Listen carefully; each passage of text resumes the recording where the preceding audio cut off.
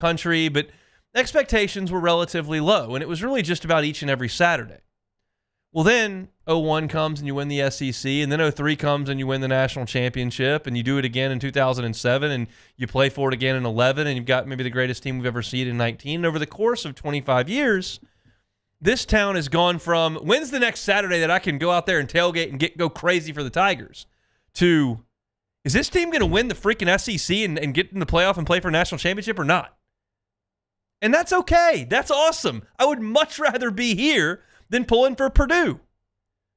But there are some consequences of that. And when there are perceived cracks in the armor, which I think we all feel like there are at this point with this particular team, there's this kind of impending doom. There's a lack of juice. And there's plenty of juice preseason, and there was this year for sure. But as soon as you see those cracks in the armor, as soon as you lose that first game and create zero margin for error, it's kind of like, this team, And that's kind of the way that I feel. And there's no chance that going out there against South Alabama is going to completely change the mindset about this team. I'm well aware of that. But you can feel a little bit better about things because we know that you played USC and you had some coaching decisions that people didn't love and the over-aggressiveness and the failures in the red zone. And you had USC getting big plays through the air and hurting you and the lack of a running game. And then you come out and you play nickels and you're uninspired. It's a 2-point game in the third quarter. You're like, this is pathetic. And then you go to South Carolina and you get behind 17-0. And it's easy to look at that game and go, well, look, the backup quarterback came in and he stinks. And you shouldn't be on South Carolina's level anyway. And there's plenty of meat on the bone there for the pessimists. And then last week, you're playing a team that we sat here all week long and told you how terrible UCLA was. Just told you they were awful. And we had UCLA media members come on, and they told you they were awful. And then you go out there, and you're 17-17 at the half. And there's just not been a lot of positive energy around things. So my goal for Saturday night, if you're LSU, and if you're an LSU fan, what are you watching for? Go out there and shut down South Alabama. Hold them to 10. Go out there and run the ball a little bit. Let Caleb Jackson average 6 yards a carry. Maybe Caden Durham busts a 65-yarder because you block it up nicely and he finds a seam and goes. Maybe Chris Hilton hits a big play, something that LSU's been missing in the passing game. Really the only thing LSU's been missing in the passing game. Continue to get pressure on the quarterbacks. Maybe Ahmad Bro gets a couple of sacks in this game. Don McKinley logs 35, 40 snaps. Maybe a young corner makes a play on the ball, and you hold South Alabama to 65% completion, 60% completion. Just dominate this game. Dominate this team. That's really the only way this is going to feel decent going into the bye week. This is not going to be a pleasant bye week to go into for us to sit here and talk about, and you to talk about at work, and you to text with your buddies, and you to talk about at church or on the golf course or wherever you are next weekend. If LSU goes out there and at halftime it's 21-17 and you pull away and you beat them 38-28 against South Alabama, and you don't run the ball and you're just able to throw it, and you're not good in coverage, and you allow some big plays, and the freshmen don't look great, if you continue what you've done for the last 4 weeks, everybody's going to do what they've done in reaction for the last 4 weeks. And I'm here to tell you, this doesn't really apply to the players because I talk to them now every Tuesday, and I can tell you that they don't talk the way that we talk. They don't feel the way that you, the fan base, feels. I was talking to Deshaun Spears this week, and he was like, man, we are so close. Like Coach Baker talks about it all the time. We are really close to being that gritty, nasty defense. And Ahmad Bro's going, man, I'm fired up. I'm getting out there and playing. Dom's out there playing. We're going to be together for 3 or 4 years. Gio's balling out. You see Swinson and Jones on the edges. They're playing awesome. That's how they feel. Kyle Parker was ecstatic that he got his first touchdown last week. He didn't care that much the defense gave up 17 points. They feel like they're on the precipice of doing something really, really good. But we don't live in that bubble. We're not at practice. We're not in the meeting rooms. We're not in the film rooms. We're not going to class with those guys and hanging out. We're observing from far out. And I'm right there with y'all. Like, I'm very much like y'all. The only real difference is I'm talking to the players for an hour every week. And then I spend the whole week preparing for the show and writing for LouisianaSports.net while you're carrying out your important business, whether you're lawyering or bricklaying or selling insurance or driving a truck, whatever the case may be. You're focusing on some of that. I'm pretty much focusing on only this. But I don't think it's unfair to say that the vibes are not super awesome for a team that sits here right now at 3-1. For a team that should be 4-1 going in to the bye, and quite honestly has every goal that it could have still on the table, save an undefeated season, which is not a necessity anymore. But this week, in this game, LSU's got a chance to do one of two things. There's only two ways it can go. They either play a complete game and eviscerate South Alabama and get the hint that some things are being fixed, which is reasonable to expect because Brian Kelly's teams have gotten better over their time. Or you go out there and you look like you did against Nichols, or you look like you did in the first half against UCLA, or you look like you did in the first 15 minutes against South Carolina. You do that, well, everybody's going to feel the same way they felt for 4 weeks. So that's really the chore. I'm not here anymore. We did a little bit yesterday to break down Gio Lopez or tell you about Fluff Bothwell or Major Applewhite's system or whether or not it's important that South Alabama scored 87 points on Northwestern or blew out Appalachian State and played good on both sides of the ball. I mean, keep in mind, last week they only gave up 10 points and 7 of them were on a Hail Mary before the half. They played a complete game last week, but I don't really care. I don't really care what South Alabama does because they're South Alabama. They've been playing football for like 15 years, and it should be insignificant on LSU's track to do something this year. You go out there, you run the ball, you complete your passes, you get the starters out of the game in the third quarter, you play good defense, you don't allow big plays, you hold them to 10, you blow them out by 35 points, and then you go into the bye week and you get some juice in this town for what, assuming they win, is going to be a great environment coming up in 2 weeks when Ole Miss comes to town undefeated and in the top 5 in the country. But that's really the only thing that can be accomplished here. And we all sit here and hope that it does happen. You're, a 22-point favorite, 21.5, 21-point favorite, depending on the number. You win the game somewhere close to that, and it's like 40, 41, 21. People are going to go, eh. But if you can win this thing 48-10 and establish some dominance and do some things that we've been talking about for 4 weeks, maybe you change the energy in this town. And that's the world I live in. That's the world you live in. It's just not the world that they live in. But I'm hopeful that that's what we're going to get on Saturday in Death Valley. Kickoff is set for 6:45. That means at 1:45, you will have the pregame show between Charles Handegriff and Matt Musso coming to you from Rouse's, Burbank, and Lee. On your way out to campus, you can stop by Rouse's and see them at 1:45. 4:45, I'll jump on the airways on the LSU Sports Radio Network. We'll bring you up to 30 minutes before kickoff at about 6:15. Toss it over to the broadcast team. We'll change this week. That's Chris Blair, Chris Blair, Gordy Rush, and Marlon Favorite down on the sideline. 30 minutes after it goes final, we'll rejoin you, myself, Brandon Taylor, and Marlon Favorite on the Fighting Tiger postgame report. And then 90 minutes after the game goes final will be Charles Handegriff and Richard Dixon from right here in the Mercedes-Benz of Baton Rouge studio, giving you a recap of the day and certainly of LSU and South Alabama. They will take your phone calls right here on Eagle 98.1. Our Friday shows are brought to you by Cork's Cajun Fried Fish and Shrimp. If you're looking to tailgate this weekend, looking to get out to Tiger Stadium for an afternoon kick, want to have some food at the tailgate, but you're not really interested in cooking, Corks is your answer. Go to corksfishandshrimp.com. You can place your online order right there. You can do the big haul that feeds 4 or 5. It's just a family tailgate. If you've got a big crew of 50, 60 people, they can help you out with that as well. Get those big trays of the crispy fried catfish, jumbo Gulf shrimp, crispy shoestring fries, husk puppies, rolls. You can get po' boys as well. They're fantastic over there at Corks, and they'd be happy to help you out. The location's right there on Government between Foster and Jefferson. Make it a Corks weekend, whether you're watching the Saints on Sunday or going out to tailgate for the Tigers on Saturday. Corks, always a great option. Come back, Preston Guy, TigerBait.com, talking LSU on the Hunt Palmer Show. The Hunt Palmer Show. Make LeBare's Baton Rouge your game day headquarters this season. They got the biggest screens around, and now you can bet and dine at ESPN Bet at LeBare's in person. They got a fantastic game watching setup there. If you don't want to head out to campus or don't have tickets to the game, it's a fantastic spot to watch. And you can play against me if you download the Cover 5 app. You got to download the Pen Play app first, then the Cover 5 app.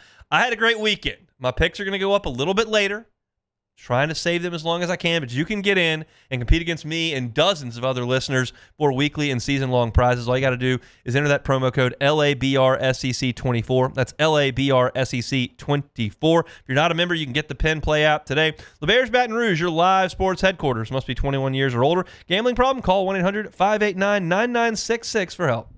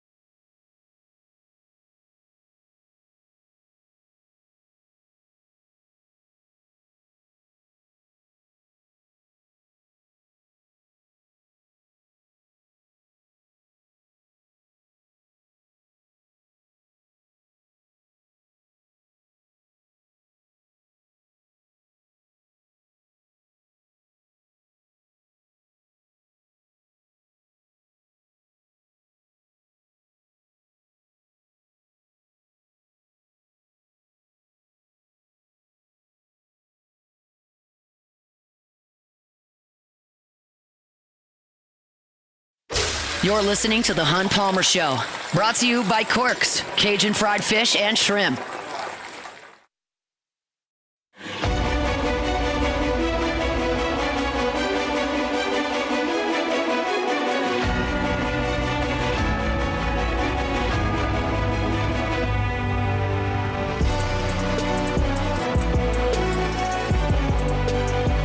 Happy Football Friday to everybody out there. Hope it's a safe and enjoyable one. I'll tell you this, Beck. I went out for my run this morning. It was downright chilly Like, Yes. it was like 59 degrees. I don't know if it was that bad. No, it was, because when I finished, it was like 61. Okay. So it was down there. It was nice, man. I went out this morning, got some breakfast with the wife, and solid weather, man. I think tomorrow should be really good.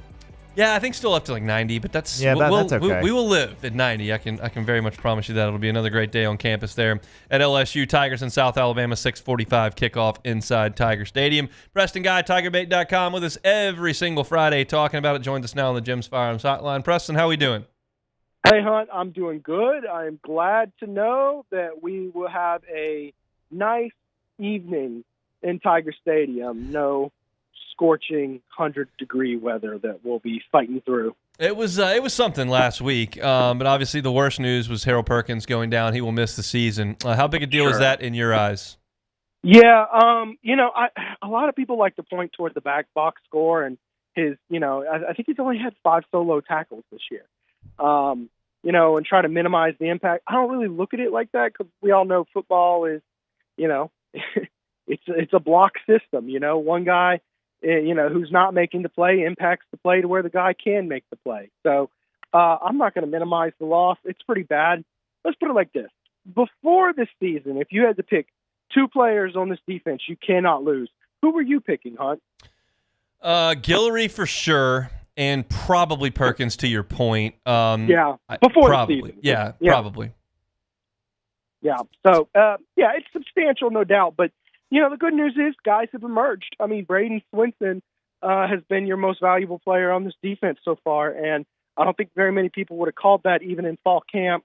So, you move on and you got to churn away. The sad part is that you kind of were able to supplement your lack of defensive tackle depth with adding that extra linebacker in for a 4-3 because your linebackers were so strong.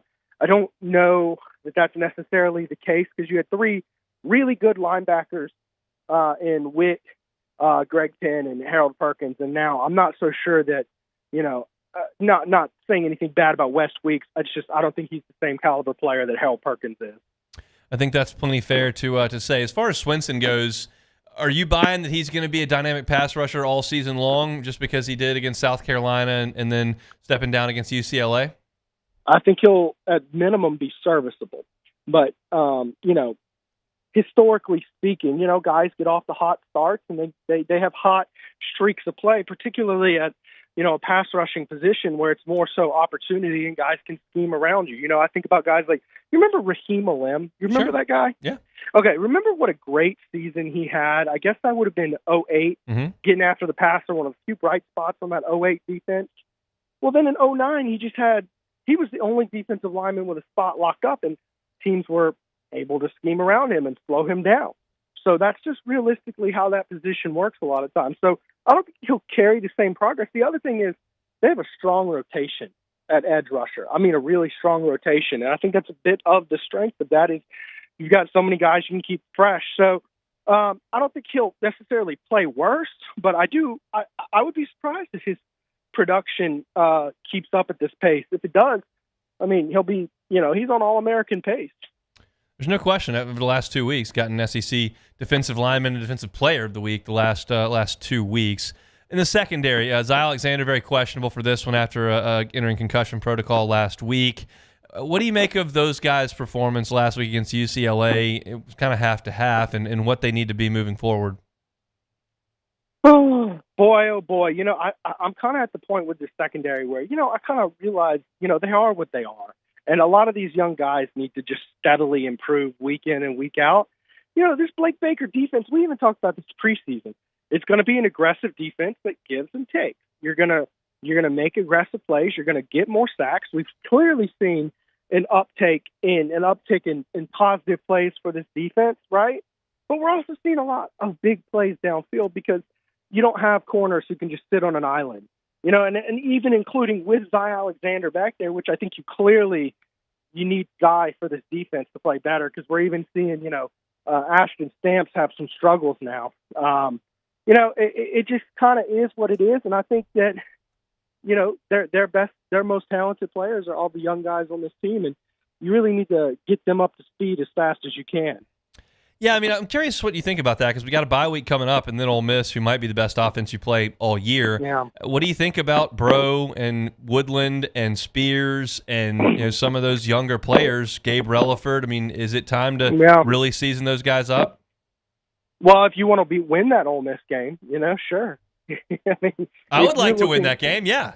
Yeah, you know what I mean. So, and the reason it sounds obvious, but what I'm getting at is if you're looking to just be the best football team you can be and, keep the score as tight as possible, maybe there's a nod to the veteran players, but I think that there's another nod to the rapid development of younger players. If you can get them up to speed, you have potential to get guys who can actually help you win that game against Ole Miss and furthermore, Alabama.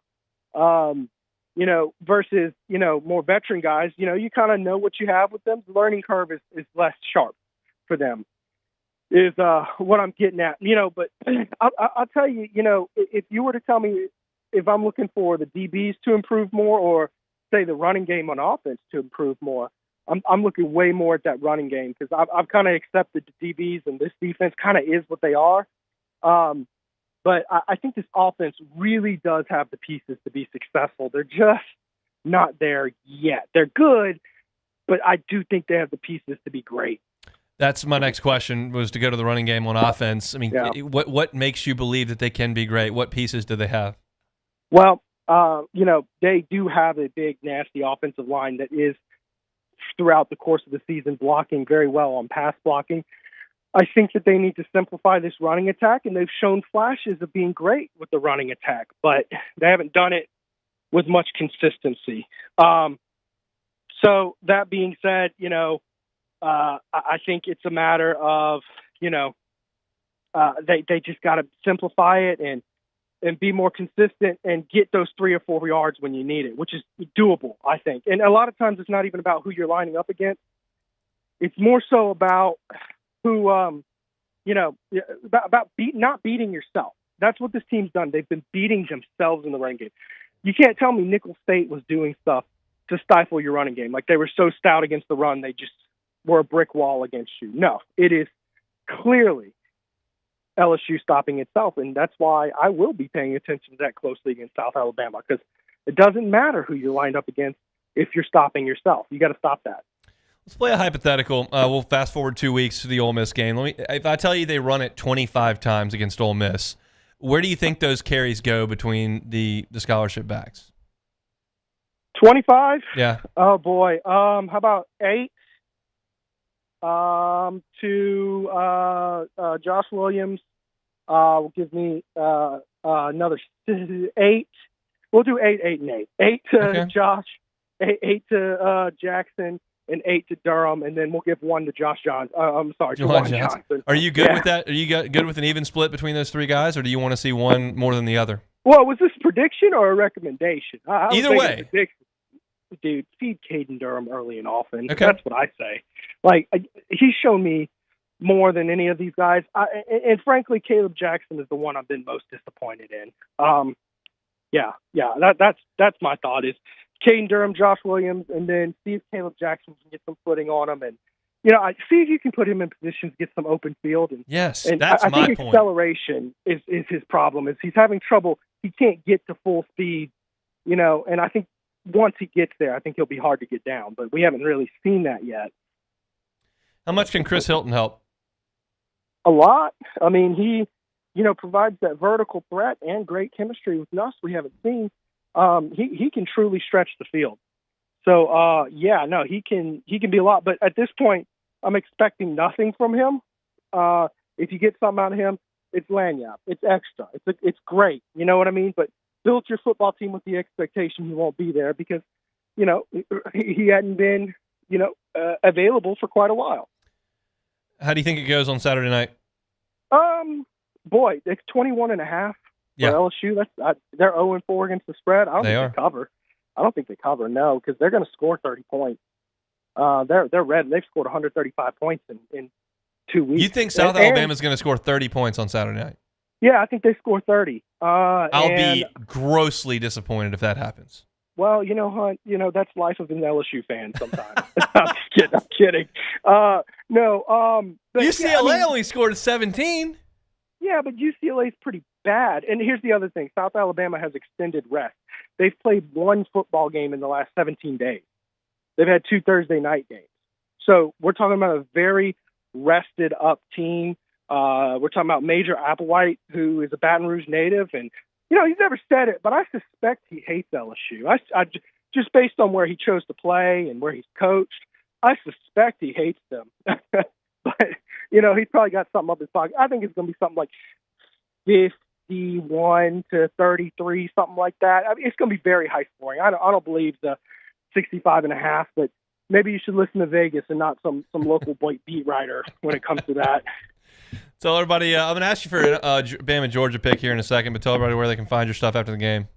Yeah. So we'll be on the Tiger Bait YouTube channel about an hour after the game. You can come check me and Mike Scarborough out there, and then I'll have my show on its regularly scheduled Monday night after missing it for the Heisman Bowl this week. So we'll be back Monday night. At least you got a good treat there. That was a lot of fun to watch. Give me a pick for Bama and Georgia in Tuscaloosa tomorrow night. Oh, I'm going Georgia until Kalen DeBoer proves me wrong. First off, I'm probably about as big a Jalen Milroe hater as there is. I don't believe in him as a quarterback. I think he's an excellent athlete, like outstanding athlete. It's his ability to move the ball with his arm I question. Georgia's shown some struggles, but you got Kirby Smart and you got an absurdly talented roster. I'm going with the dog. I mean, Bryant-Denny's a tough place to play. That's one piece of this equation, and everybody seems to have forgotten about Georgia and Clemson. Everybody's focusing on Georgia and Kentucky, which I think is maybe a little bit misguided. I think it's going to be a heck of a game. I'll give my pick a little bit later. Have a great weekend. Enjoy the football. Thanks, Preston. All right, see you, Hunt. Preston Guy, tigerbait.com.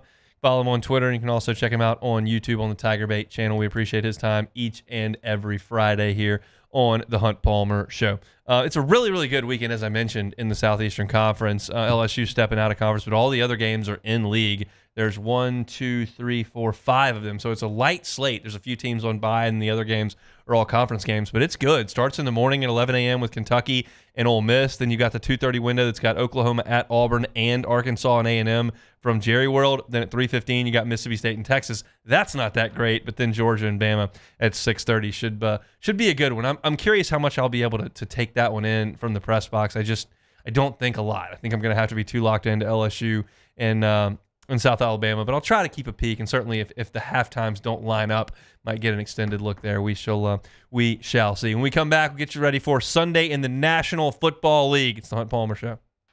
The Hunt Palmer Show.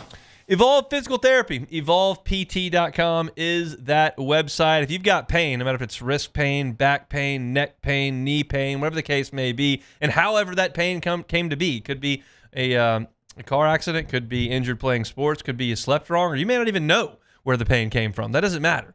They can help you at Evolve Physical Therapy and Sports. Robbie Bolton's been doing this for almost 2 decades, and they're a hands-on team. That's the message that I want to impart to you each and every time I talk about Evolve Physical Therapy and Sports, because far too many times folks get hurt and they go see the doc, and the doc says, hey, go here, and you go there, and the experience just isn't great. That can happen. You don't have to go where you're told there's an option. You can pick where you have your physical therapy. Evolve Physical Therapy and Sports needs to be your pick. They're so hands-on. They're going to get you back to being your active self. They can monitor your progress with their isokinetic testing. They can do a lot of soft tissue manipulation. They can do dry needling, cupping, scraping, all types of things over there. And you're going to have a physical therapist with you every single step of the way so you can get back to being your active self, whether it's a youth athlete in your home or somebody that's up in age that's trying to get back out on the golf course or back out to walking and running every day. Either way, Evolve Physical Therapy and Sports needs to be your place. Go see Robbie Bolton and his team. They're on Starring near Highland Road, near Sammy's Grill there. Check them out online, evolvept.com, evolvept.com.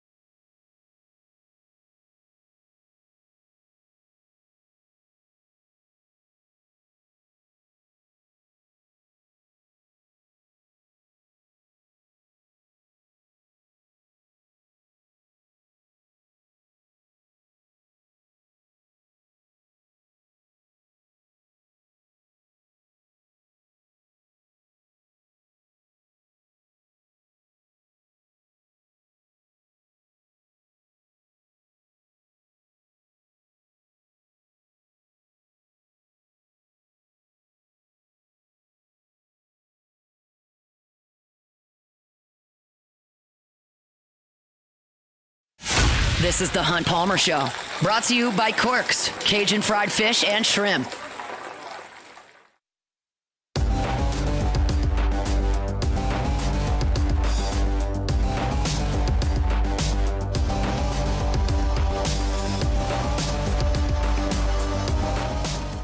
Football Friday edition of the Hunt Palmer Show here, 104.5 ESPN Baton Rouge. SEC picks against the spread coming up in 25 minutes. Orlando Ledbetter from the Atlanta Journal-Constitution coming up at 2:15. Still got to take it or leave it in my final picks for LSU and South Alabama, and, of course, Saints and Falcons. Saints get some bad news today. It appears Demario Davis out on Sunday against the Atlanta Falcons. You're talking about a guy who has been quite literally as durable as any player in the National Football League since he got to the Saints. He's missed one game for COVID, and I think he had his eye poked one time and couldn't play because he couldn't open his eye. But he has really never been hurt, and he's not going to be able to go. Hamstring's just not something you can mess with. That's just a recipe for disaster. You can put yourself out for the year, quite honestly, if you come back from a hamstring too quickly. So at this point in the schedule, you're still in September. I know DeMario wants to go out there and play against Atlanta. They're going to hold him out this week. So the injuries are the biggest story right now going into Saints and Falcons for both sides. You've got Kamara trying to ease back. Taysom Hill looks like he's going to be okay. Saints have got, obviously, McCoy out, and we'll see what happens with Cesar Ruiz. Looks like Demario Davis is going to miss time. The Falcons have got issues on their offensive line as well. So we'll talk to Orlando Ledbetter about the Falcons side of things coming up at 2:15. But Demario Davis not going to play for New Orleans on Sunday. That's a big, big hit for the New Orleans Saints. All right, it's time to get you ready for the NFL slate on Sunday outside of the Saints and Falcons. Let's get our tier list going right now. All right, we start in Tier 4. There's only one terrible football game by my estimation this week. A lot in Tier 3, but only one in Tier 4. That is the Browns at the Raiders. The Browns might be down 3 offensive line starters this week. They had 3 go down in their game last weekend. The Raiders are 3rd in the NFL in pass rush win rate. The Raiders aren't good, but they can rush the passer. The Browns don't have an offensive line. And Deshaun Watson, well, he stinks. He's got the worst QBR in the NFL among the quarterbacks who have started 3 games. He may be under fire early and often in that one out in Vegas. Might be worth a little sprinkle on the Raiders there. Tier 3, not great football, and there's a lot of games here, actually 7 of them. Starts with Bengals at the Panthers. The Red Rifle playing the Bengals, his old team. Listen to this. Last year, 13 quarterbacks who did not start the season as starters won their first start with that team. And the next week, 1-9. We know Andy Dalton was really good last week. Can he back it up? Probably not. We hope not. Let's go, Bengals. You got to get a win. The Rams are at the Bears. Matt Stafford needs 223 yards to pass Eli Manning for 10th all-time in NFL history. No Puka Nacua, no Cooper Kupp in this game. But interestingly enough, Matt Stafford averages 273 yards passing per game against the Bears. Obviously, he's in their division for a long time. That's the most in NFL history by any quarterback who's got 10-plus games against an individual team. Again, he needs 223 yards to get into the top 10 all-time. The Steelers are at the Colts. T.J. Watt looking to make some history. He's got 99.5 sacks. He needs a half more in the next 4 games to be the second fastest ever to 100 behind Reggie White, who did it in 96 games. The Broncos are at the Jets. Bo Nix through 3 games has 2 rushing touchdowns and no passing touchdowns. That's not good, but the Broncos are pretty good last week. The Jets sack quarterbacks at a 16.8% drop back rate. That is really, really good. It's the best in the league. Bo Nix is really bad against pressure. I like the Jets big in that game at home against Denver. Jacksonville is at the Texans in an AFC South matchup. The Jags have not forced a single turnover this year. That is pathetic. Get your hands on the football one way or another, Jacksonville. They have not done it. Trevor Lawrence, speaking of pathetic, has lost 8 straight starts. Only Jim Plunkett has had multiple 0-8s in his career as the number 1 overall pick. Trevor Lawrence just joined him there. That is not great company to keep there, Trevor. They may have some issues in Jacksonville. The Commanders are at the Cardinals. We'll see if Jaden can keep things rolling. The Commanders have scored on 14 straight possessions outside of a couple of kneels. That's good. You got Marvin Harrison Jr. and Jaden Daniels. Could they be the 2 that are right there for Offensive Rookie of the Year? They very well could be. Big game for them in this one. New England is at San Francisco. New England has allowed 10 sacks over the last 2 weeks, and we know that San Francisco can really rush the passer. This is the first double-digit spread of the entire NFL season. The 49ers laying 10 in this one. All right, let's go up to tier number 2. The better football is right here. The Vikings are at the Packers division game. The Vikings have been pretty good. They've only trailed for 5 snaps the entire season. Shout out to Sam Darnold for that. The Vikings win at Lambeau. They won last year. That'd be 2 in a row. They haven't won 2 in a row at Lambeau since 1993. They had won 3 in a row, 91, 92, and 93. Been a minute for the Vikings up in Green Bay. The Eagles are at the Bucs. This is a good one. A.J. Brown and Devontae Smith might be out in this one. Same thing with Lane Johnson. So the Eagles offense is really compromised. They got postseason revenge on their mind as the Bucs ended their season last year. This has got to be a big Saquon game for Philadelphia. And up to tier 1, got 2 games in the cream of the crop here this week. The Chiefs are at the Chargers. The last 5 Chiefs-Chargers games have gone down to just 6 points. They've been really, really competitive, but Justin Herbert may not play. He's got an ankle issue. That's the big story in this game for the Chargers as they host the Chiefs in the division. And finally, Sunday night, Bills and Ravens. This should be awesome. The Ravens had the worst pass defense in the NFL. Well, who's on their schedule now? Josh Allen, who's 92.6 QBR through 3 games, is the highest since they started keeping the stat in 2006. This is a monstrous game. Even though the Ravens are 1-2, we know how good that team is. The Bills are undefeated, even though we felt they were in a bit of a reset. When you got Josh Allen taking snaps, there aren't very many resets. I like the Bills to go to Baltimore and win, but I think it's going to be a great game. That is a look at your NFL schedule for Sunday. Beck, what do we think about that NFL slate?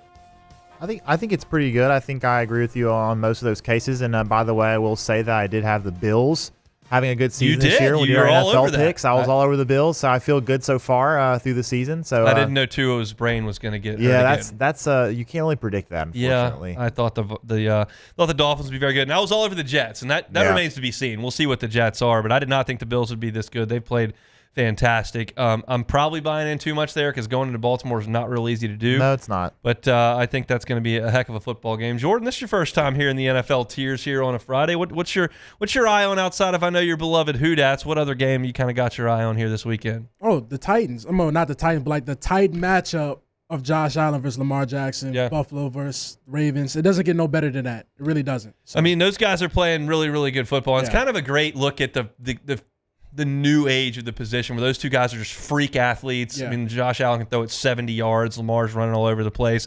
And Derrick Henry you think he's kind of over the hill? All of a sudden, the Cowboys can't tackle him last week. He's running all over the place. The Saints are in the same predicament. It's like we have to scale back that Cowboys win because we see what the Cowboys are now. But the Cleveland, you thought Cleveland was better. Dallas went and beat them out of the gate, and you thought that was really impressive. Terrible. Yeah, they're terrible. Yeah, they're bad. They were in tier 4 this week with the Raiders, so that kind of tells you what it is. So now that I haven't really thought about it that way. Yeah. You think now because Cleveland's terrible and the Cowboys are terrible and the Panthers are terrible, the Saints aren't very good? It's not that we're very good. It's more that pump the brakes a little bit. Like we have to pump the brakes. Yeah, but that's not fun. It's not. It's fun to slam the accelerator down 1,000 miles an hour. Yeah. It's fun to think about the Saints in the Super Bowl in New Orleans. That's very fun. It's very, that's one of those where it's like, you can't eat this, but you're still like, it's still in the back of your head. You want to eat this piece of cake, but you know it's not good for you. So that's why I think about like, oh yeah, we can have all these crazy expectations when at the end of the day, we're still the Saints. That's a sad way to think about things. But look, I can't tell you that you're wrong. I can't tell you how to feel, Jordan. We're going to talk about how I feel in the next segment. It's going to make everybody mad. I know that's going to come up. SEC tiers are coming up at 2 o'clock. Orlando Ledbetter from the AJC at 2:15. Still plenty to do. We're not going to talk about the President's Cup. We'll talk about football. Me and Beck would probably like to talk about the President's Cup, but we'll keep it with football. We'll do that. LSU is going to make a decision tomorrow that I don't really agree with, and you'll understand why. And we'll talk about it, and I've got my thoughts, and we'll give it to you to close out hour number 1 coming up next. The Hunt Palmer Show. Audio, video, security solutions, avssla.com is the website. Check them out on Instagram, avss_BR. It gives you some great insight as to what they can do for you. It shows you some of their installations, a lot of the stuff that they've done outdoors, indoors as well, some of the things they can do in new construction before you move in that can make things so much more convenient for you as you move in to a new home. Look, I know that the temperature is about to drop a little bit, and that's awesome, and we can spend some more time outside. Nobody in my estimation, has a hotter backyard than me. The sun, the back of our house faces the west. The sun pounds in there in the afternoons. There's not a tree in sight, and the Myers man likes to play baseball. It's really, really hot. And it's tough to go out there June, July, August, and even in September. But as it starts to cool down, we spend some more time outside. If you're looking to get your outdoor area, whether it's just the porch in the back or you've got a pool area or an outdoor kitchen and you want to get some tunes cranked up out there so you don't have to just listen to your speaker or listen to your iPhone out there, get it all hooked up with some audio equipment from Audio Video Security Solutions so that you can control the music or the podcast or our station, whatever it is that you want to listen to, even the television, right there at the touch of a button on your outdoor patio situation. Audio Video Security Solutions, happy to help you out with that. Mitchell Fisher and his team, fantastic on the installation front, and the customer service is first class. We know that firsthand in the Palmer household. Give them a call, 225-439-7920, 225-439-7920. Check them out online, avssla.com. It's Audio Video Security Solutions, avssla.com.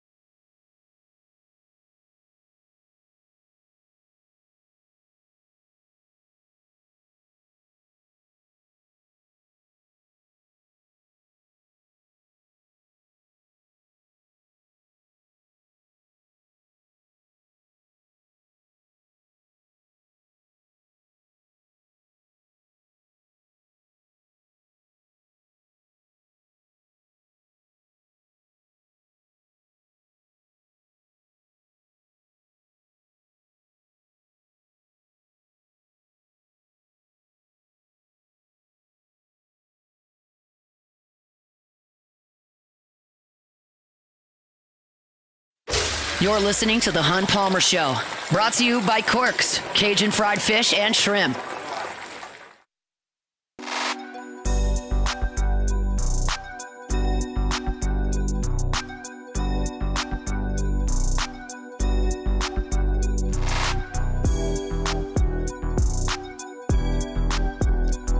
Man, some rough news on the injury front from the Saints. We talked about Demario Davis being out earlier in the hour. Cesar Ruiz also not going to play. So you're going to be out really your two best offensive linemen with your center and your right guard. You could argue that Taliesin Fuaga is one of those top two linemen, but he is a rookie. And so now the Saints have to rework the entire interior and play on the outside with a rookie in Trevor Penning.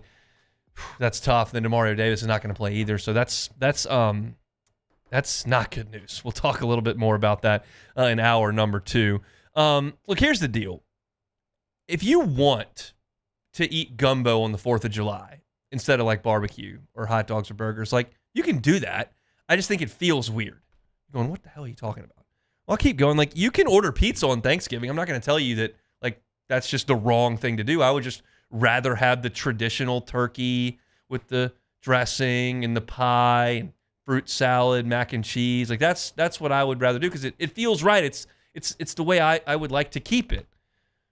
You could carve a watermelon on Halloween if you wanted to, like a little bit more challenging, but I don't really want to do that. I'd rather just keep it with the pumpkin theme, you know? The president doesn't get up to give the State of the Union address in a T-shirt. Certainly could, but it just doesn't feel right. It doesn't feel like it's appropriate for the situation. None of those decisions are wrong. It just doesn't feel right. And LSU is going to go out there tomorrow, it appears, based on their Instagram, in their gold helmets, which I love, in their white jerseys, which I love, in their white pants, which I don't love. And that's what they're going to go out there tomorrow. And I'm not going to rant and rave and yell and scream about this that I have in the past, and I still hate it. But it just doesn't feel right. That's my contention. There's a reason why traditions exist, because it just feels right. It's the way things are done. And I'm not going to tell you that all change is bad and that we should do the same things we did in 1960 all the time.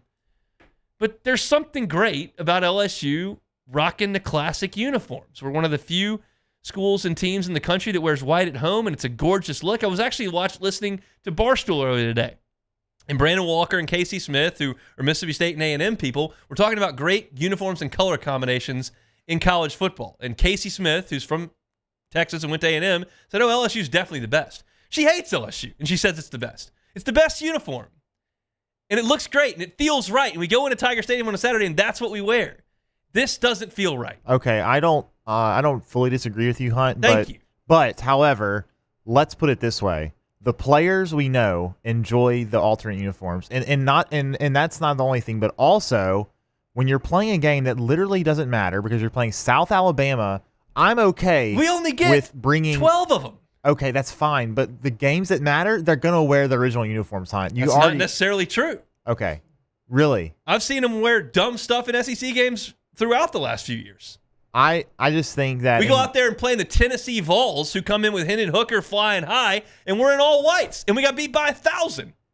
That has started to happen a little bit more recently. However, I still think in these games, I don't mind. I don't mind if they do it in these games. Jordan, you're a young pup. You look at these uniforms. Well, first of all, before you talk about these uniforms, how do you feel about LSU's classic uniforms? You think they look good? You think they look fine? You think they're ugly? You think they're boring? What do you think? You're gonna hate my opinion because I'm a big purple guy. I love when they wear purple. So when they wear the classic all whites, I mean not the all whites, the white jersey, it's cool. But I like purple a lot bit more. So they wore purple last week with did. the gold pants. Yes, you think that looks good? What do you think about this look with the all white, the white pants, white jersey, white helmet? I like it better if they would have had the white helmets. The yellow helmets, it's okay, but I think it looks like Letcher High School. Yeah. And it's irritating that all the stripes are different. The pants have a white stripe. Yeah. The jersey has a yellow stripe, and the helmet has a white and purple stripe. They just don't match. It's very clear. They just went into the locker room and pulled these pants. Okay, well, where are all these? It just doesn't look right. It's a mishmash. Yeah, I don't know. It will not affect the score tomorrow. No, of course not. But it's tradition. It wouldn't affect you either if you went for Thanksgiving dinner and they just dropped down a plate of Domino's. You'd eat and you'd be full and you could watch football and it would taste good. But it just doesn't feel right.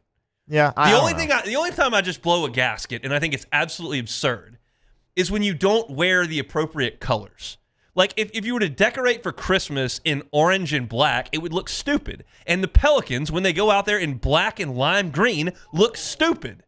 It looks stupid. It's not the right colors. The voodoo stuff was hard. No, it's not. It's not the right colors. No, well, why don't they wear orange? They're bringing them back. Why don't they wear?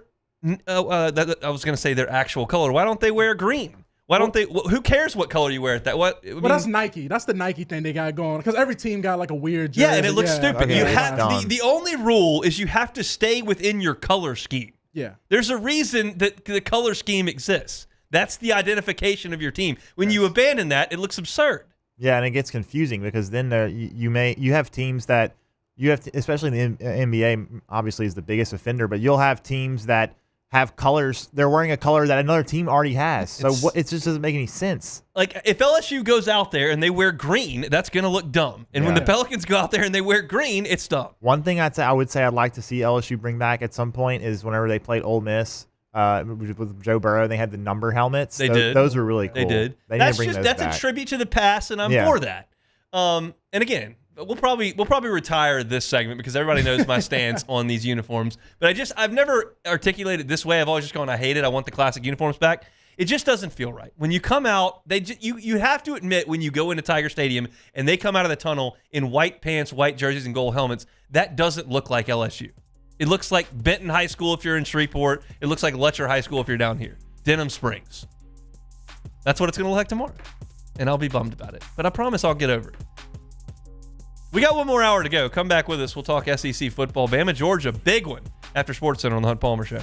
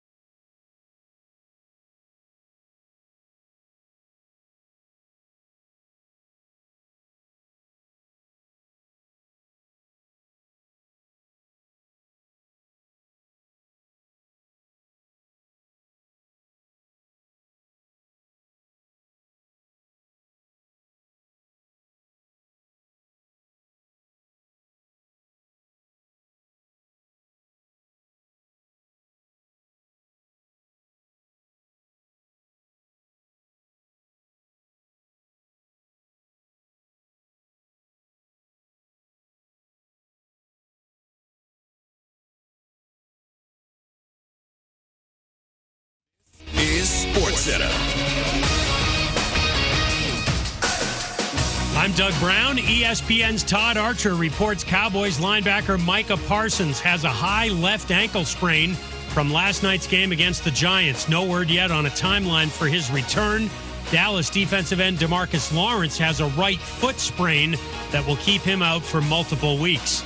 The college football weekend highlighted by 4th-ranked Alabama hosting number 2 Georgia. That game on ABC at 7:30 Eastern tomorrow. Our Heather Dinich says Georgia also has a tough road ahead. If Georgia loses, it still has to go on the road to Austin to play Texas, on the road to play Ole Miss. And ESPN Analytics projects that it will lose both of those games. Heather Dinich, who says 3 losses could make it very tough for Georgia to get into the college football playoff. 80-year-old tennis icon Billie Jean King is the first female athlete to receive the Congressional Gold Medal. King helped form the Women's Tennis Association and is a fierce advocate for gender equality, including equal pay. Here's one stat that's super simple to remember. Discover automatically doubles the cash back on your credit card at the end of your first year with Cashback Match. With Discover, you could turn $150 cash back to $300. See terms at discover.com/credit card. Now, The Hunt Palmer Show. Waiting to rise again. You're listening to The Hunt Palmer Show. Brought to you by Quirks, Cajun fried fish and shrimp on 104.5 ESPN Baton Rouge. This is the moment you've all been waiting for. Locking down the middle of the day. Live from the Mercedes-Benz of Baton Rouge studio. This is Hunt Palmer.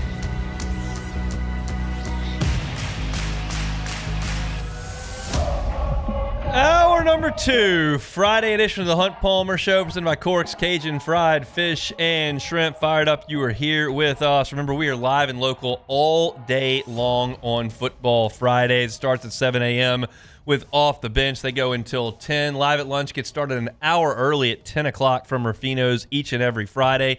They go from 10 o'clock to 1 o'clock. I'm in my normal spot from 1 to 3 here on the Hunt Palmer Show. Matt's with you from 3 to 6 on After Further Review. And then Cade Wassan and his cast of thousands take over for Louisiana Prep Preview. Walk you right up to Catholic High football at 7 o'clock. After Catholic goes final, right back here in the Mercedes-Benz of Baton Rouge studio for Louisiana Prep Scoreboard, getting you caught up on all the high school action across Louisiana from 7 o'clock in the morning until pushing 11 o'clock midnight some weeks.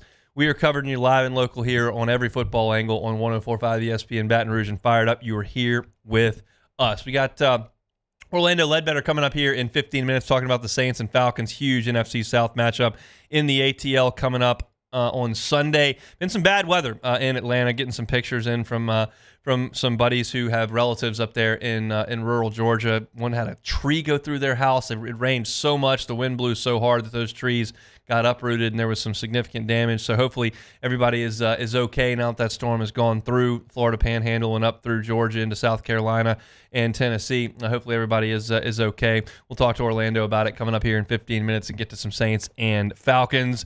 And we've got Take It or Leave It, as well as my final pick for Saints, Falcons, and LSU and South Alabama. We'll do all that. But first, it's time to dive into my SEC picks against the number.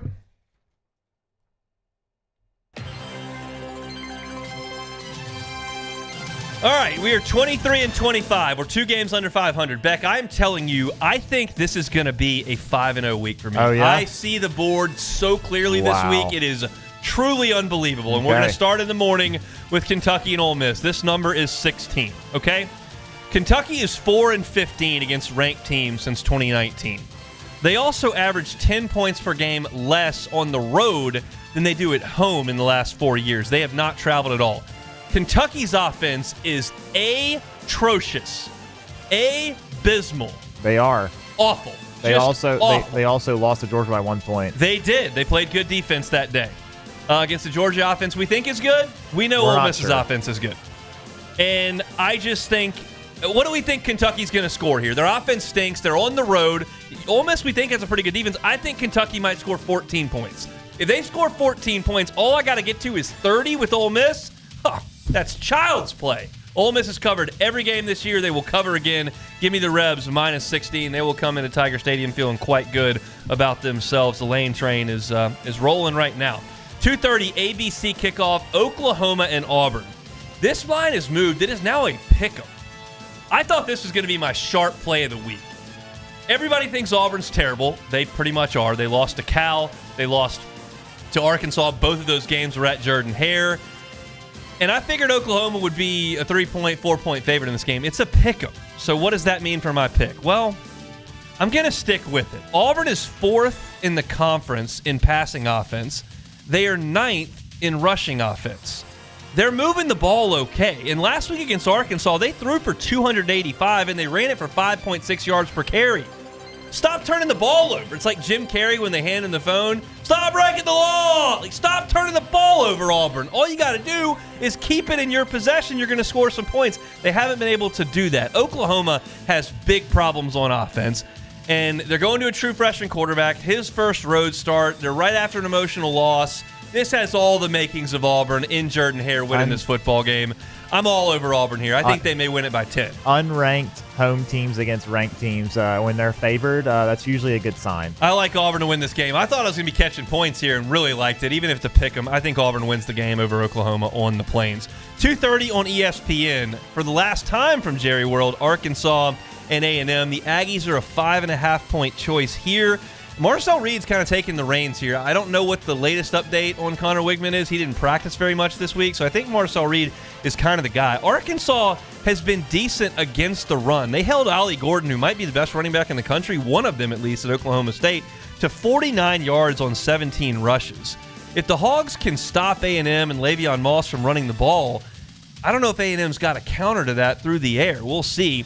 The question is what Talon Green shows up. Is it the guy that had 461 passing yards and 61 rushing yards at Oklahoma State, and they went up and down the field? Or is it the guy that came a week later against a terrible UAB team and had 161 yards passing and an interception? There's real Jekyll and Hyde stuff going on with Talon Green. I don't feel super awesome about him, but I'm catching points, and I don't know that A&M's great. I'm trusting Arkansas. I'm trusting Bobby Petrino, unfortunately, and I think the Hogs can stay within the 5.5. Do they win? I don't know. Maybe, maybe not. I think they can stay within the 5.5. Give me Arkansas. Mississippi State's going to Austin. The line here is 37.5. How in the world am I supposed to take Mississippi State in a football game? Much less against Texas. Because they're getting 37.5 points? They could have got 37.5 against the freaking Toledo, and it wouldn't have mattered. The halftime scores the last 3 weeks for Mississippi State: Arizona State 27-3, Toledo 28-3, and Florida 28-14. I don't care if it's Quinn Ewers. I don't care if it's Arch Manning. I don't care at all. There is no chance that I'm going to try to will my way to a win watching Mississippi State, who's the worst team in the league, play Texas, who could be the best team in the league. That's a losing battle. I'm not fighting it. I'll lay the 37.5. This feels like 50-10 because, look, and by the way, I forgot to mention, Mississippi State's quarterback's out. Blake Shapen's out for the year. They got some freshman running around who stinks. They're terrible. Give me the Longhorns. And then the big one from Bryant-Denny Stadium. Alabama. By the time I got it and wrote this down, which is what we're going by, it doesn't really matter because we're talking about potential pushes, I guess. I had Bama catching a point. Beck, you're telling me now they're laying a point where you're looking at it? Yeah, I saw it on Twitter. I don't know. I've got them catching a point. That's what we're going to go with because we go with the Friday morning line that we see. We're going with Alabama +1 here. I don't believe Jalen Milroe is going to be allowed to run all over the field. Y'all remember the LSU-Alabama game last year? LSU could not stop him from running. Kirby Smart, coming off a bye, is not going to allow that. So what is Alabama's next option? They got really good, talented wide receivers on the outside. They've got some running backs that I like. I don't know about their offensive line. I think Georgia's defense is great. I don't think they're going to allow Alabama to run the ball very much. Georgia stunk on offense against Kentucky. There's no question about it. And Alabama's still got some dudes on defense, and that stadium's going to be rocking. And Georgia's wide receivers are a big question, not only in this game, but moving forward. They don't have McConkey anymore. They don't have anybody that looks like Pickens out there. I don't know where they go as far as the wide receivers go. But I just think Georgia's better. And if you're going to give me a pick 'em with Georgia against anybody in college football, home or away, I'm probably going to take Georgia here. So I don't know that Alabama's not ready to compete in this game. I don't know that Alabama's not ready to win a national championship this year. But if you're going to give me Georgia and a virtual pick 'em here, I got to take the dogs. I'm taking Georgia in Bryant-Denny Stadium to win that game. We'll see if Alabama can rise to the challenge like they have for so many years. I like the Dogs. So I've got Ole Miss laying 16. I got Auburn in a pick'em against Oklahoma. I'm catching 5.5 with the Hogs. No chance I'm taking Mississippi State in Austin. Give me the Horns and give me the Georgia Bulldogs -1 to beat the Alabama Crimson Tide. Beck, is that a perfect 5-0 week, or is that a perfect 5-0 week? For some reason, I don't really know why, but for some reason, I just feel like Mississippi State is going to somehow manage to not stay in the game, but prevent the game from getting super far out of hand. The only way that happens is if Bevo takes snaps at quarterback. If they let Bevo play quarterback. Yeah, Arch Manning is I think is going to start, okay. which I'm not saying he's not going to be as good as Quinn Ewers would have been, but I don't know. I don't know. I just have a weird feeling about this game. All Arch has to do is turn around and hand it off. Yeah. Arizona State ran for 350 on these dudes. Look, I'm not disagreeing with any of the points you're making. I just have a feeling for some reason I think Mississippi State is going to just show a little bit of not giving up and not lose by 38 points.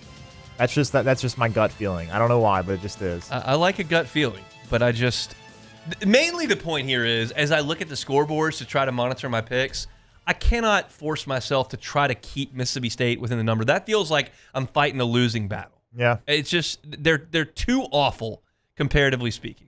Yeah. If they can't hang in with a MAC team. It is, but look, 38 points in a conference game is just a lot.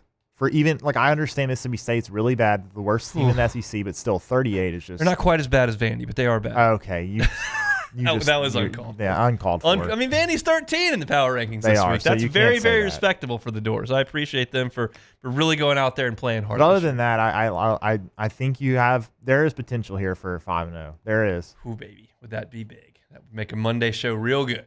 All right. We'll step aside. Huge injury news coming out of New Orleans today. Demario Davis out. Cesar Ruiz out. Looks like Taysom Hill and Alvin Kamara are going to play, but the Saints have some real issues as they play a big game coming up on Sunday in Atlanta.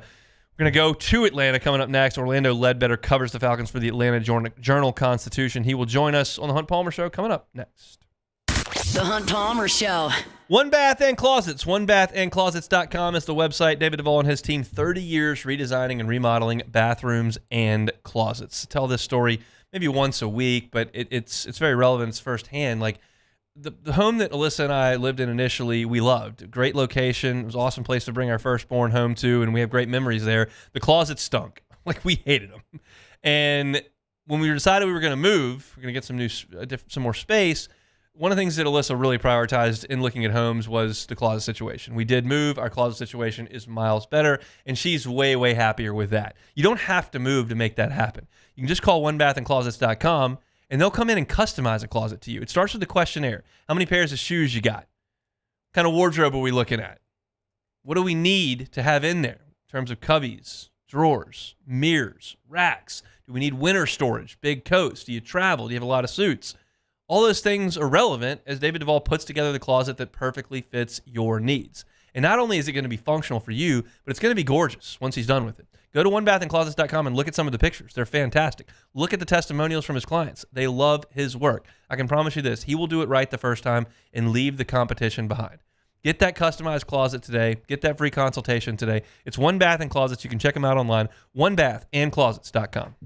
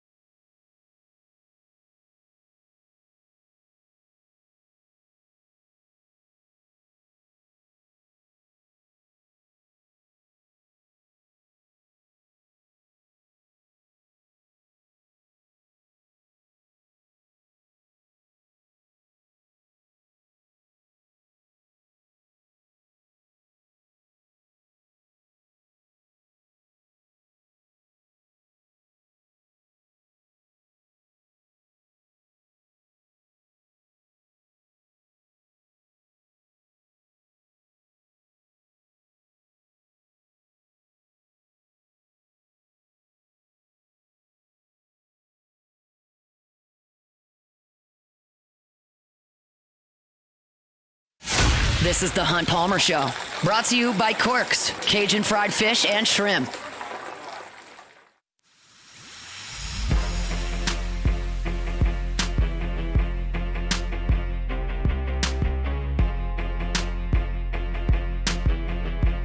Trucking right along here on a Friday edition of the Hunt Palmer Show, presented by Corks, Cajun fried fish and shrimp. Big one on Sunday from Atlanta. It'll be the Saints and the Falcons. D. Orlando Ledbetter covers the Atlanta Falcons for the Atlanta Journal-Constitution. Joins us now on the Jim's Firearms Hotline.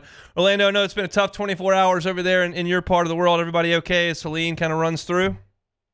Yeah, we're just kind of getting updates here, looking at some of the damage. It's up to 11 in the death count in the state, and but yeah, everybody that I know is doing well as can be expected.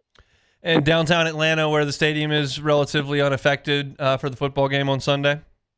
Yeah, it looks like the neighborhood in Buckhead, West Hanover, was the epicenter for Atlanta, and but nothing downtown has been damaged that I know of.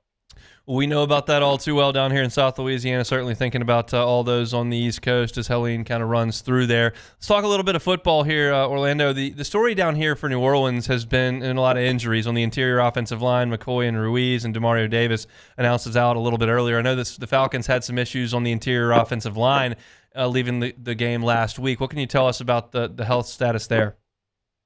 Yeah, Caleb McGarry was back at practice today, but still not working with the first-team offense. And Drew Dalton was placed on injury reserve early in the week. So they'll have two new starters at, Ryan Newsel at center and Storm Norton at right tackle there. So they've been working together all week, trying to get some continuity up front. Same thing's happening for New Orleans, especially on the interior of the offensive line. I know J.D. Jarrett's been a great player there in Atlanta, and Saints fans certainly familiar with David Onyemata. The Eagles really beat the Saints up front. Is Atlanta capable of that, to take away that Saints run? They haven't shown that here early on. The Chiefs stayed with the run. The Eagles have been able to run it, and then Pittsburgh was able to run it. So, they don't have anybody like Jalen Carter. Collapse the whole line like the Eagles did. We haven't seen that, but I know they're trying to do it. So that'll be their big challenge on Sunday. The Falcons have played pretty good defense. Giving up 22 to the Chiefs is no crime. I gave up 21 to Philadelphia and only 18 to the Steelers. So if that run defense has been suspect, have they been excellent in the back end? Yeah, they have been excellent in the back end. They have been on the field a lot too. They had 12 series where the team has had 10 plays or more. They've given up 5 field goals and 4 touchdowns. Got off on downs twice, and one was the interception. So they want to try to stop some of those runs on first and second down so they can stay out of those third and short. But they've been able to keep the points down, by continuing to fight and trying to make good plays in the red zone. Let's talk about this Falcons offense. Kirk Cousins brought in to revitalize that quarterback position. Through 1 week, it didn't look great, but the last 2 have been a little bit better. What can you tell us about Kirk Cousins' first month as the Falcons quarterback? Yeah, it's a disjointed operation right now. They're still trying to put some things together. Who fits where, where's going to go on third down. What can Mooney do? What can Pitts do? What can London do?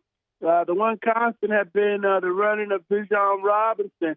But the Chiefs decided that, hey, they were going to take that away, held him to 31 yards on 16 carries.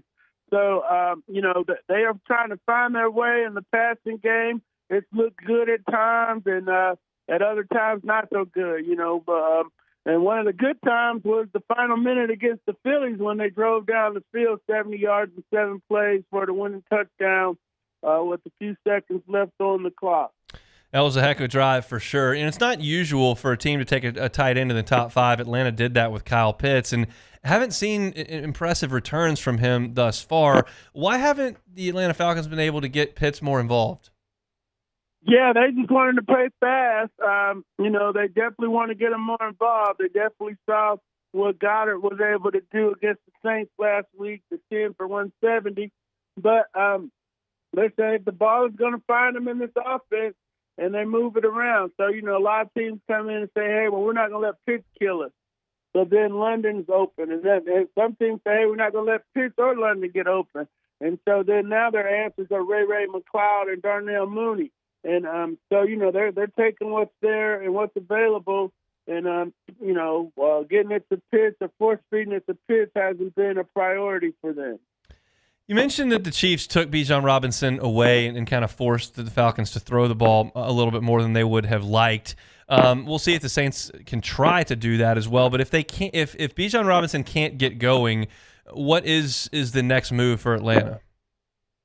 Yep, Tyler Algier would be the next move, and then short passes, reverses to Ray McLeod. Gimmicky stuff. You throw the screens and so forth to try to open things up if you can't get him running out of the outside zone formation.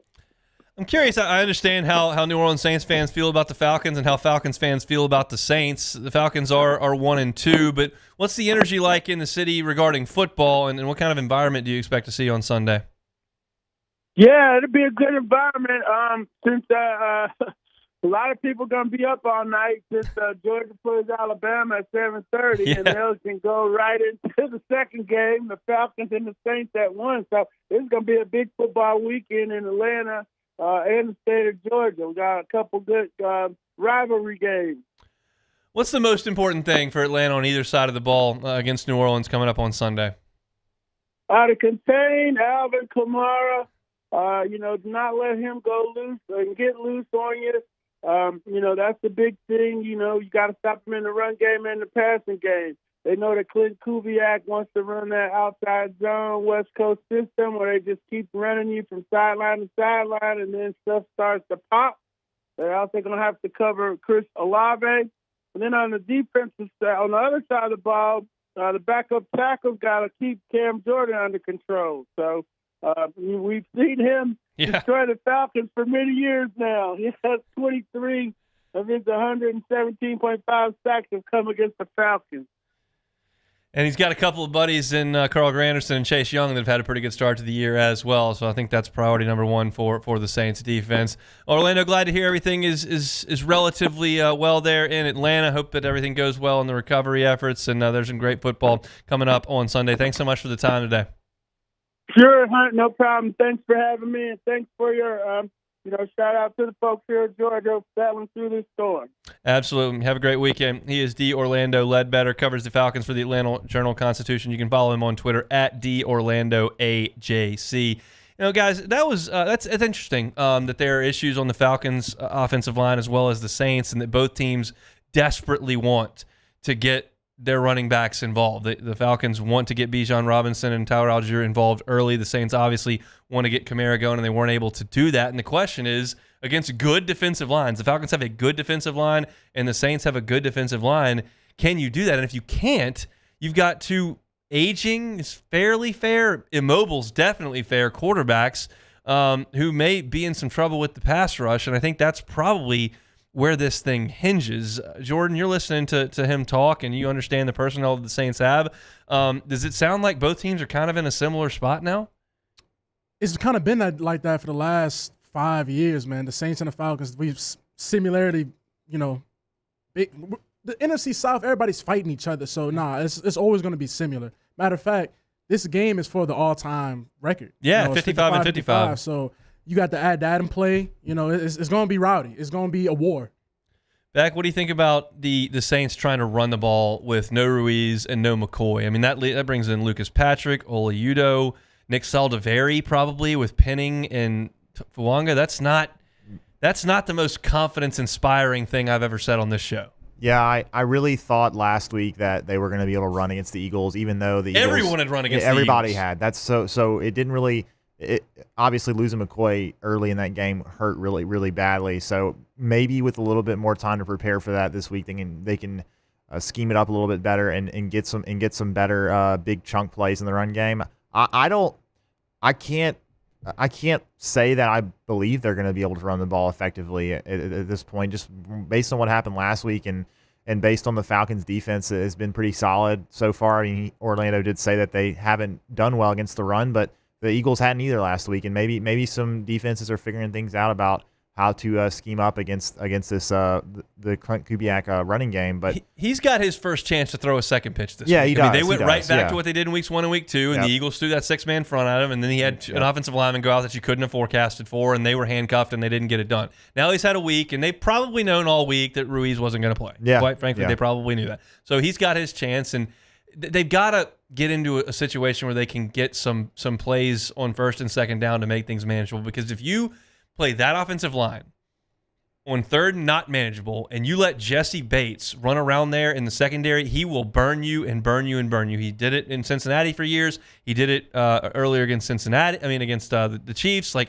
he's a problem, and Carr will turn it over if there's pressure in front of him. He did it last year. He threw a pick 6 to Jesse Bates last year. So Bates is a problem, and we understand that there are a couple good safeties back there for Atlanta, unless the Saints had a chance to sign the other one, and he decided he was going to go to play in Atlanta. Simmons is obviously we're talking about there, Jeffrey Simmons, and so it's a matchup of flawed teams with significant injuries. Keep in mind that if Saquon Barkley just catches the ball, just catches a dump-off pass from Jalen Hurts, Atlanta's 0-3.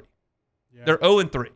They won that game because Saquon dropped it, and they were able to go down and get the touchdown at the end to win the game. Now, they've played 3 competitive games. They played a slot fest in week 1 against the Steelers. They lost 18-10. Then they go to Philly, and they should have lost that game if they won it. And then they played the Chiefs, and they played them close, which is admirable, but they lost. They were 1 play away from being 0-3.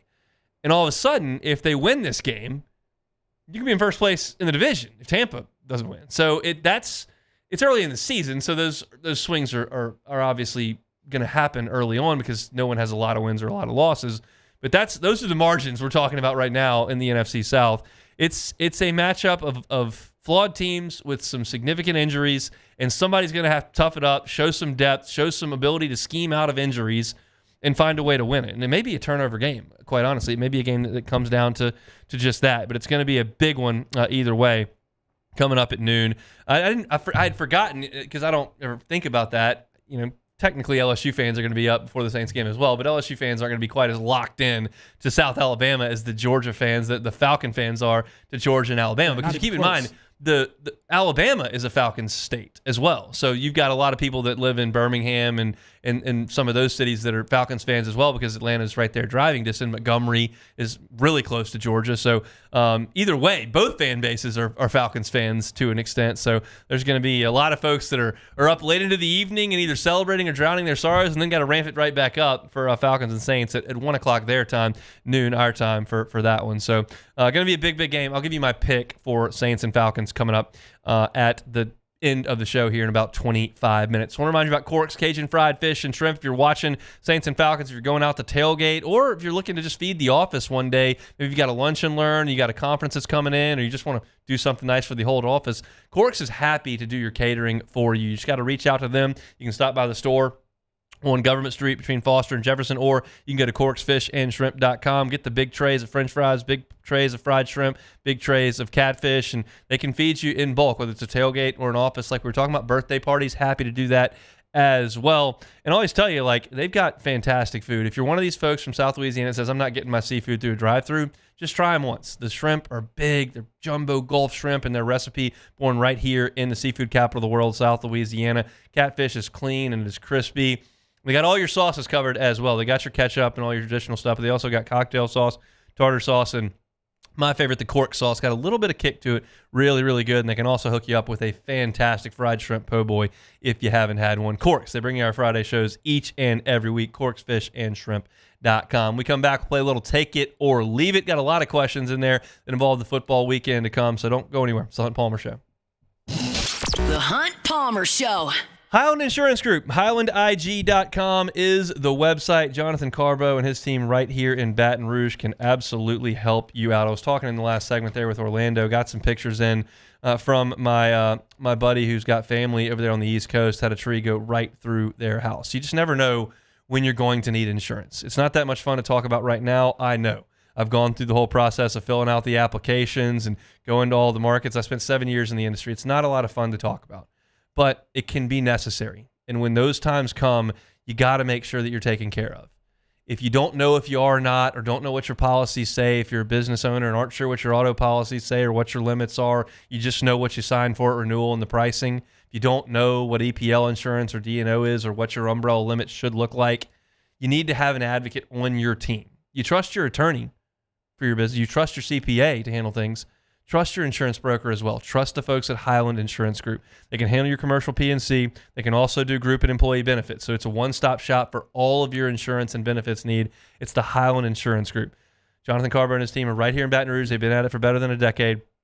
And you can visit them online at highlandig.com. It's the Highland Insurance Group, highlandig.com.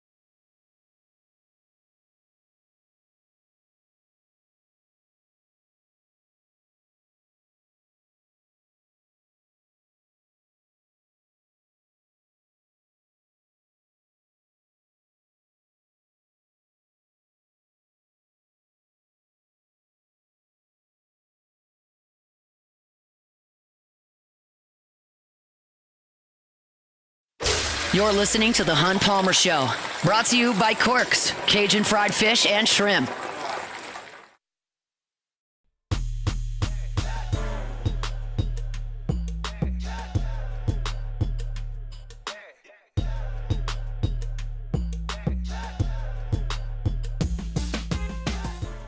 .104.5 ESPN Baton Rouge and Shell are excited to celebrate the 100th anniversary of Tiger Stadium with our Draw to 100 sweepstakes. We're giving you the opportunity to join in the VIP-style celebrations on October 12th for the Ole Miss game. Sign up today at 1045ESPN.com. We'll live stream the drawing on October 10th, and the 100th name drawn will win stadium club seats, sideline passes, and autographed memorabilia. It's the Draw to 100 sweepstakes presented by Shell, the Rhythm of Louisiana. All right, so I've got picks coming for LSU and South Alabama as well as Saints-Falcons in about 15 minutes from right now. That's how we close the show on Friday. So let's do a little take it or leave it right now. All right, first one here. reportedly state leaders in Louisiana are discussing bringing in a second live tiger to bring into Tiger Stadium for LSU football games. Take it or leave it. Gonna leave that. Yeah. We did that in the 50s and 60s and 70s and whatnot. Even did it into the 90s. I remember it as a kid, and it was pretty cool as a kid to see a tiger roar at the student section. If we're being completely honest, putting a tiger in a little cage and having 60,000 people scream at it, maybe not the best idea. I think we can probably do some other things. I don't have a problem with LSU having a live tiger on campus. A tiger lives a pretty good life. They feed it okay, and it's got some pretty good facilities. So I'm not terrified that one tiger out of all the tigers on earth is quote-unquote in captivity on campus. I think that's just a cool part of LSU, and I think that tiger's just fine with it. I don't need to put him in a cage and have people scream at it. I think it was probably a reasonable idea at the time. Now we got to step back and realize we maybe don't need to do that, and so I don't need a second one that we need to train to be okay with going in there. We're fine in Tiger Stadium as it is. Let's deal with some other stuff. Yeah, I think we're good on that front. Moving on, Dave Aranda and Baylor are 3-point favorites over a ranked BYU team in Waco. Few bucks on the Bears. Take it or leave it. I gotta leave that, I think. I just don't know if I trust Baylor. Y'all know I don't think Colorado's good at all. So, yeah, nice job, Baylor, going up there, and you should have won the game. You lost on a Hail Mary and then into overtime. But I think BYU will go down there and win. If not, they'll cover. I don't think Baylor's going to win that game by a touchdown. So I was actually listening to Live at Lunch on the way here, and they didn't talk about gambling, did they? A little bit, yeah. Actually, Charlie had Baylor in his 5-pack, and he said I think Kansas State outgained BYU by like 100 and something yards in that game. They just had a bunch of turnovers, kind of like Auburn. So he actually liked them. I don't hate the pick, but I think, man, unranked home dogs are always interesting to me. Home favorites. Home favorites. Sorry, yeah, home favorites against a ranked opponent is always interesting to me. I think Vegas usually knows something there. Yeah, so. I love Dave. I love Coach Aranda. He was phenomenal here. I just don't think his team's very good. Yeah, not very well. Not very well. They're well coached. There's not a lot of talent there. But moving on, this will be the last A&M and Arkansas game in Arlington, as we talked about earlier. They should continue the tradition. Take it or leave it. You know, I need more information on that to make a firm stance. I don't mind it, but I also like on-campus college football games. So as far as they should continue the tradition, I'll leave it there. It's fine if they want to return home. I don't know what the recruiting thing is. I know that Kirby Smart and Will Muschamp individually did not like Georgia, Florida in Jacksonville because they couldn't bring recruits. Yeah, and they're losing a home game every year that they can bring recruits to. That's a big deal. I'm not gonna that game's look away got from history, that. Though. It does. But this, I think there are obviously a ton of A&M alums in Dallas, and I think there are a lot of Arkansas alums in Dallas, and that's a great stadium and a great venue. But there are a lot of things that make college football great, and one of them is playing in your home stadium. So I'm fine that they're going to move away from it. I don't really know how the two schools feel about it. I think Sam Pittman said earlier today that he'd rather go back to Fayetteville. I don't know that he'll get the chance after this year, so we'll see. But if they want to move it back to home, I'm not going to throw a fit about that for sure. All right, next one here, the U.S. boat raced. And when you say boat raced, obviously, yes, they did win all 5 matches. They were close, but they won all 5 matches yesterday against the Internationals in the President's Cup. That event needs a shakeup. Take it or leave it. I'll leave it. The biggest issue here is not that the U.S. won 5 matches or they've won 9 in a row. Live is the biggest issue here. I mean, you think the international team could use Cam Smith? Maybe. You think they could use Joaquin Neiman? Those guys are top 15 players, top 20 players in the world, and they're not on the team. So they got Taylor Pendrith out there getting crushed by Scotty Scheffler. I mean, that's just the problem is that the key cogs of the international team have gone to Live to play in the hit and giggle. And, the U.S. could use Bryson and Brooks, sure, but, they'll be okay without them. The U.S. has got some depth, and, you knock out Brian Harmon and Max Homa, whatever. But the international team has some guys on the bottom that should not be on their team. That's the biggest issue. How about this today, though? Cantley and Shoffley are our best team, United States' best team. The duo of Matsuyama, is it Sungjae? Yeah. They made 6 birdies in a row in alternate shots. They can do that. That is impossible. It's not, though, because you already know Hideki Matsuyama and Sungjae are a couple of the best ball strikers on the tour. Yeah, but you got to make putts, too. Yeah, but they don't have to make putts when they're all inside 6 feet. Well, that's what they do. Putts. They usually don't. If they made all their putts, they both have 4 majors. They have a total of 1. They just won 7 and 6. Adam Scott and Taylor Pinders are 3 up through 10. Jason Day, Christian Bezaden, 2 up through 9 on Harmon and Homa. Jesus. And Mackenzie Hughes and Corey Connors 5 up on Tony Finau. On Tony Finau and Wyndham Clark. So, hey, look, the internationals might go 4-1 here today and make it 6-4. That would make it a contest. That would make it a contest. All right, next one here. Jamar Chase said Thursday that all this BS that was going on in the offseason and prior to the season, I'm just happy that it's over with. I'm finally playing ball and having fun with the guys. That's what matters most for me. Take it or leave it. I'll leave it. What matters most is getting the money. That matters the most. But I think that Jamar is probably enjoying football, but that's on his mind, and that's part of the deal. It's just a tough spot when you've got guys that are due that much money and you're out there putting your body on the line. Like, it's an issue, and it's a tough one to get around, and the Bengals are not wild, obviously, about giving half their salary cap to 2 dudes, but it is what it is. When you draft 2 guys that are that good, you're going to have to pay them or let them go, and they're going to have to get Jamar figured out before this year. Plus, you got T. Higgins playing on the franchise. So I don't think Jamar is going to take it easy. I don't think he's going to loaf or anything, but we understand that he wants that new deal, and he doesn't have it. He's probably not going to have it this year. So I hope he can lock in and they can win some games. It needs to start this week against Carolina for sure. Oh, definitely need must-win. I'll say, Sharif, if you're listening, must-win game for the Bengals there against the Panthers in Carolina. Next one, Derrick Rose is retiring after 17 years in the league. He's the greatest injury story of the last 25 years in the NBA. Take it or leave it. I would go to Brandon Roy. Yep, that was my immediate thought. Brandon Roy and Greg Oden come to mind. Yeah. But like Rose too, because like Greg Oden, we never saw greatness. No, we just saw a guy that was knew. hurt. Brandon Roy, you saw some of, but like Rose, you saw at his peak, and he was the new age of the point guard, where he came like right after like the Stockton Kid guys that were just distributors, pick and roll, maybe shoot some threes. Rose was running the point and was the best athlete on the floor, flying through the air at the rim. Like, this is not, your old point guard who's running through pick and rolls and stuff. And you saw Russell Westbrook trying to take that mantle from him.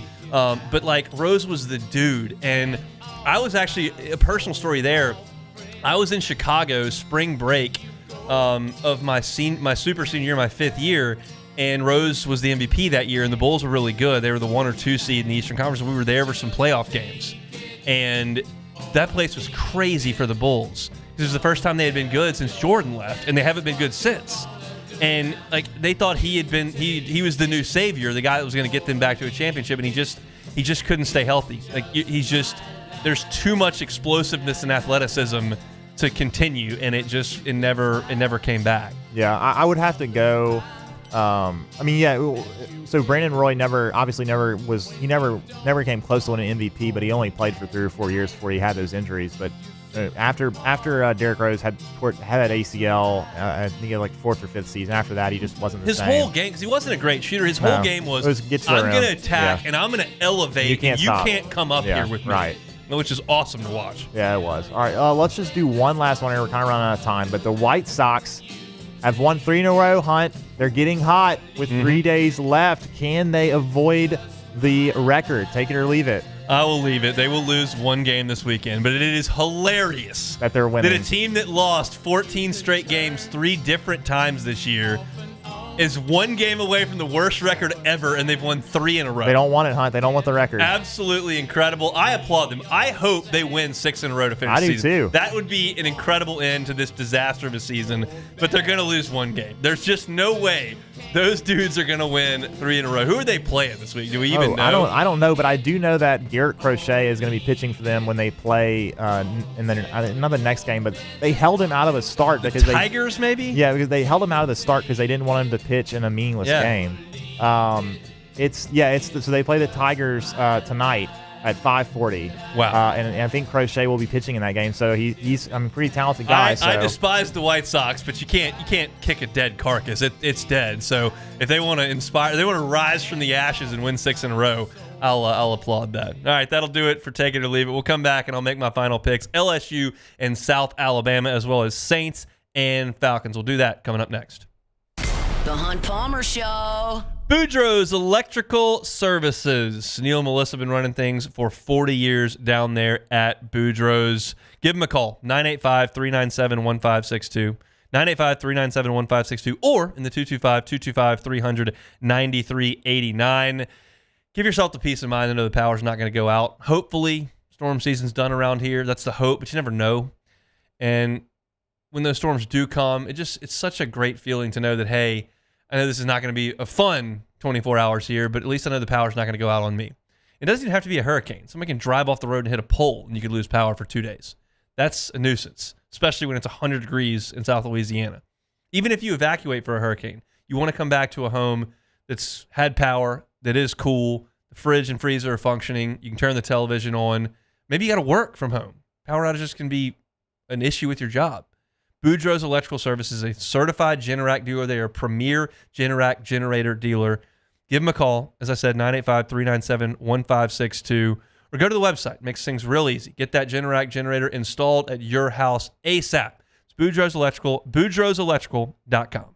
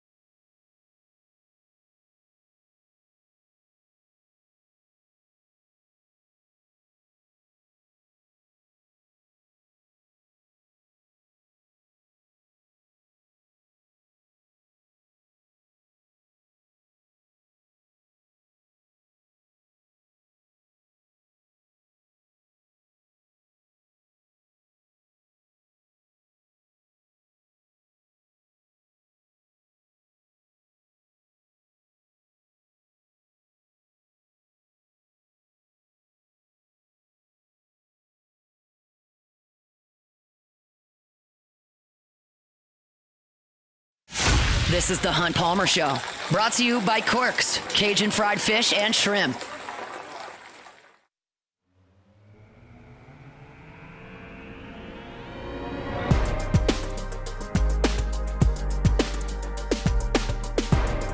Lock us in tomorrow for your LSU game day coverage. 1:45. Charles Hannigan and Matt Musso from Rouse's. I come up at 4:45, 90 minutes after it goes final. Eagle 98.1 Game Day's post-game show right here in studio. Charles Hannegriff and Richard Dixon taking your calls. All right, we've done as much as we can do here on this Football Friday presented by Corks. All we got to do is pick games. We'll start in the National Football League. the New Orleans Saints, the Atlanta Falcons. It's time for Hunt's final pick.